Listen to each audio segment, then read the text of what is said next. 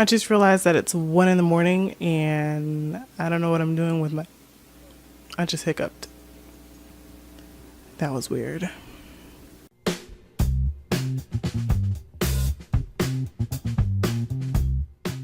Hello, Internet.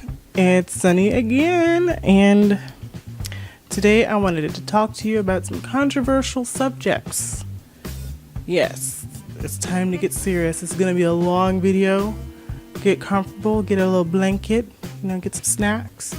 So, here we go. The two topics that I wanted to talk to you about.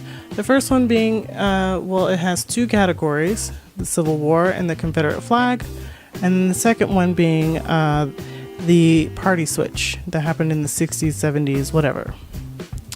First of all, the Civil War and the Confederate Flag. Lots of misconceptions about that. Was it about slavery? Was it not about slavery? What was it about? What I was taught in high school, junior high, college, whatever, was that it was indeed about slavery. And I still keep that notion to this day. I do believe that the Civil War was about slavery. I have some sources. I will link them all down below. The specific quote that I'm going to give you, I can't remember which link it came from, but again, I'll link it down below. You'll have to figure it out for yourself. I think it's from civilwar.org if I can recall correctly. But in it states, what caused the Civil War? It says, while many still debate the ultimate causes of the Civil War, I'm going to pause right there because I think they had to put that there because there's lots of debates going on why it was started. I think the initial historical consensus, there's not really, I guess you could have a consensus in history. I don't know about science, but history you can. I think it's because of slavery. I will read on. It says, Pulitzer Prize winning author James McPherson writes that the Civil War started because of uncompromising differences between the free and slave states over the power of the national government to prohibit slavery in territories that had not yet become states. When Abraham Lincoln won election, should be the election, in 1860 as the first Republican president on a platform pledging to keep slavery out of the territories, 7 slave states in the Deep South seceded and formed a new nation, the Confederate States of America. The incoming Lincoln administration and most of the Northern people refused to recognize the legitimacy of the secession. They feared that it would discredit democracy and create a fatal precedent that would eventually fragment the no longer United States into several small, squabbling countries. Now, what ended up happening, of course, it was definitely fatal. Lots of people died during the Civil War in 1861 to 1865. So, there's one source, a Pulitzer Prize winning author, historian. I would believe his, credentials over, Washington Post or New York Times. So I try to get my sources from non-mainstream media sources, like history books, like pre-1990, before history started to become political. So that's one source that says that the Civil War was about slavery. Another source that I want to bring up, I can't remember which one this one's from, but I think it sums it up perfectly. Now there is it brings up other things that caused the Civil War, but I think the main one was still slavery. It says, in the spring of 1861, decades of simmering tensions between the northern and southern United States over issues including states' rights versus federal authority, westward expansion, and slavery exploded into the American Civil War. The election of the anti-slavery Republican Abraham Lincoln as president in 1860 caused 7 southern states to secede from the Union to form the Confederate States of America. 4 more joined them after the first shots of the Civil War were fired. 4 years of brutal conflict were marked by historic battles at Bull Run, Manassas, Antietam, I think that's how you say that, Chancellorsville, Gettysburg, and Vicksburg, among others. The war between the states, as the Civil War was also known, pitted neighbor against neighbor and in some cases brother against brother. By the time it ended in Confederate surrender in 1865, the Civil War proved to be the costliest war ever fought on American soil, with some 620,000 of 2.4 million soldiers killed, millions more injured, and the population and territory of the South devastated. The Civil War was not pretty. So even to this day, it's the costliest and the most devastating war ever. And it was due to trying to keep slavery legal.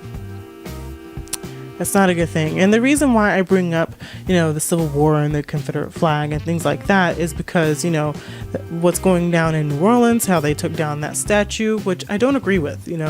I think that if we're going to learn from history, we have to keep it ever present in our mind. And maybe not give it, the type of platform that it had, maybe put it in a museum, maybe put it somewhere, somewhere where it can still be seen, but not give it like here's to Robert E. Lee, the savior of the Confederate States, not something like that. Maybe bring it down a little bit, put it somewhere off to the side, somewhere where we can still learn from it, put a historical plaque mark on it saying, here is a representation of Robert E. Lee. He fought for the Confederate States, but he was beat. We beat him down. He surrendered to Ulysses S. Grant in 1865. So why not have that? And then if someone's like, what was the Confederate States of America? Why did they do that? So they can have a conversation.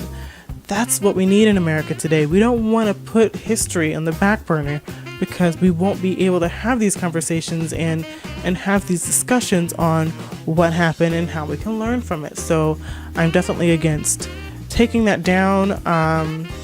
And again, if they had to take it down, they could have saved it and put it somewhere else so that way we can have, a historical lesson, somewhere along those lines, having a historical plaque or something like that. Now, with that being said, now I want to talk about the Confederate flag.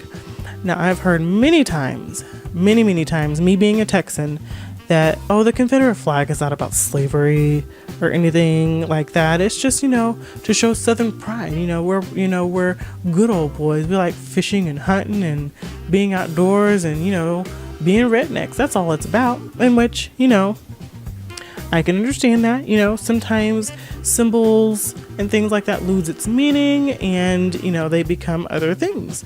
Just like I believe that anything to do with Nazi Germany is starting to lose its meaning because the progressive left is constantly calling people slightly right of center Nazis, so it's starting to lose its meaning as well. So I think that time has come for the Confederate flag, but if you want to be historically accurate and get down to the nitty gritty, the Confederate flag was the flag for the Army of Northern Virginia, which was a Confederate army. It was like the main battalion group, or I don't know what you call that group of people, the Army of Northern Virginia.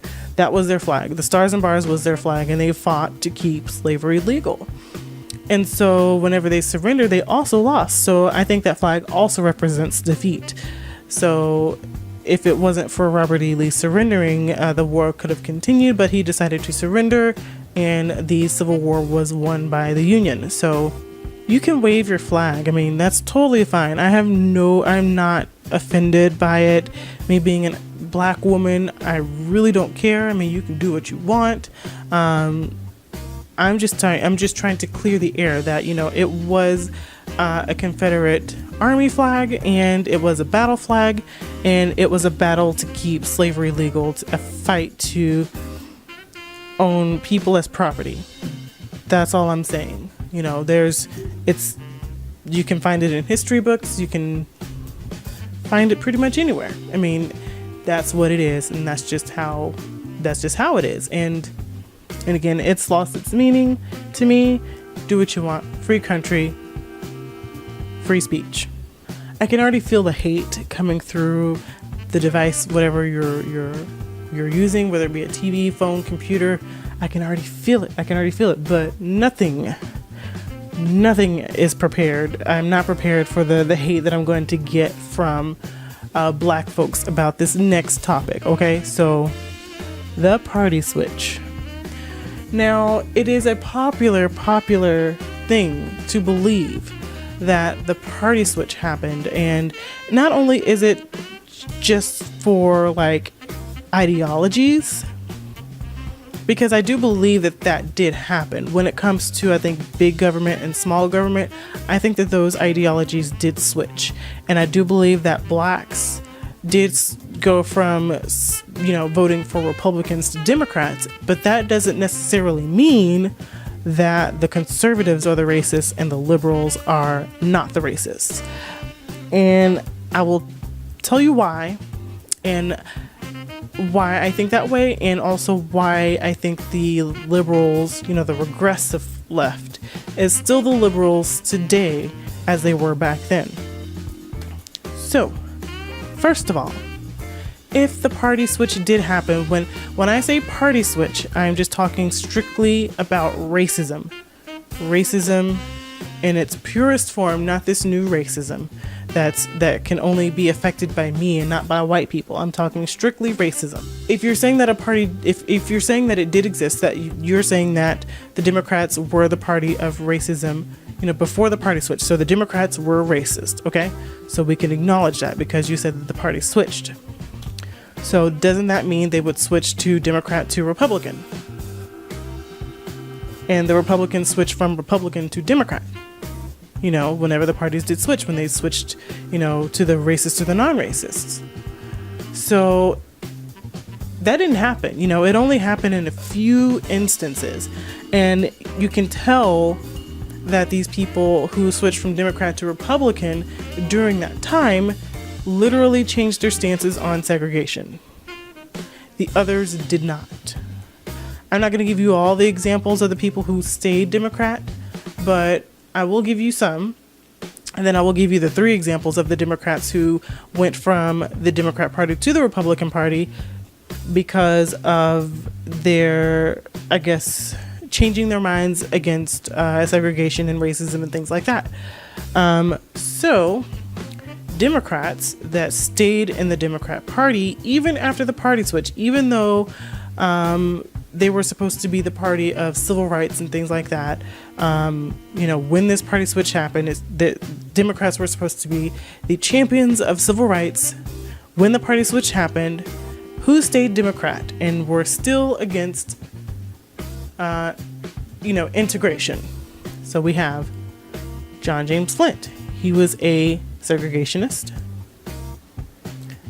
Richard Russell Jr., also a segregationist. Harry F. Byrd, he was a segregationist as well. Alan J. Ellender, he was also a segregationist. Howard W. Smith was a segregationist. And then, of course, the most famous Democrat of all who stayed Democrat, even though the party switch supposedly happened, George Wallace, and his famous words was segregation now, segregation tomorrow, and segregation forever.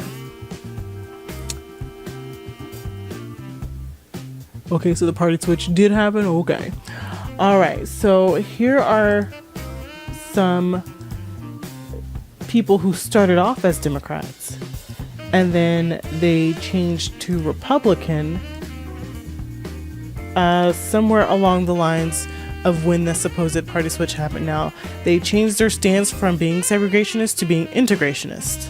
And then the most famous one, of course, was former President Ronald Reagan. He was a Democrat up until 1962, and then he switched to the Republican Party after that, and he was a very successful president, probably the president that the right goes to all the time, Reagan this, Reagan that. That's like their favorite president. Mine is Abraham Lincoln, but Reagan is cool too. So if the party switch happened, and I'm strictly talking about racial issues, wouldn't the Democrats of before the party switch, when they were racist, wouldn't they switch to Republican? And then wouldn't the Republicans before the party switch, whenever they were pro civil rights and everything, wouldn't they switch to Democrats because now they are, the party of the civil rights movement, or whatever they want to say now? So this evidence, I think, debunks the party switch, in my opinion. I don't believe it happened. I don't believe that, you trying to change history to promote your political agenda, it's not going to work on me anyway. I know that a lot of people believe the party switch, but you got to really think for yourself and look at the evidence in front of you. You really got to do research. And again, I'll link all the links below of everyone that I mentioned, their wikis and everything, so you can read for yourself. Even today, the left right now are being racist. They're saying that every white male and every white person has privilege and they need to be, some people will be even extreme to say being exterminated. That's not right. You can't have those type of views and not be racist. Yes, racism against white people is real. It's not true that you can't be racist against white people. That is not a fact.